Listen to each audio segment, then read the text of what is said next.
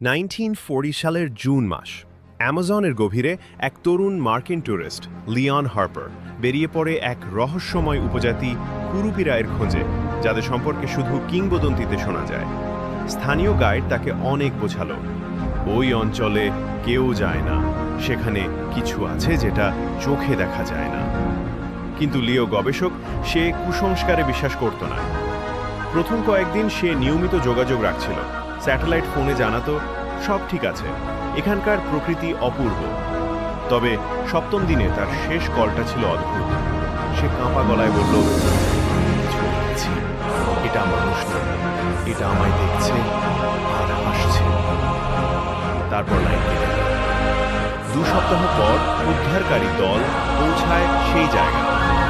Campsite একদম অক্ষত, খাবার ঠিক, কাপড়ও পরে আছে, কিন্তু লিও কোথাও না। শুধু তাঁবুর ভেতর দেওয়ালে লেখা, তারা ঘুমায় না, ওরা আমার নাম জানে। তারা একটি পুরনো কাঠের বাক্স খুঁজে পায়, যেখানে লিওর ক্যামেরা ও ডায়েরি ছিল। ক্যামেরার শেষ ভিডিওতে দেখা যায় সে মাঝরাতে হঠাৎ থেমে গিয়ে পেছনে তাকাচ্ছে। ক্যামেরা ঝাঁকাতে থাকে, দূরে ছোপের ফাঁক দিয়ে দেখা যায় জ্বলজ্বলে 2টা লাল চোখ।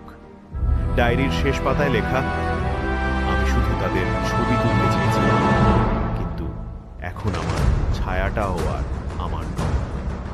স্থানীয় সামান জানায় সে চাকানার শিকার হয়েছে। এই আত্মারা বাইরের লোকদের মনে গোপন ভয় খুঁজে নিয়ে ওদের টেনে নিয়ে যায়, জীবিত নয়, মৃত নয়, আলোর বাইরের কোথাও। আজও কেউ সেই অঞ্চলে যায় না, শুধু মাঝে মধ্যে স্যাটেলাইট ফোনে একটা শব্দ ভেসে আসে।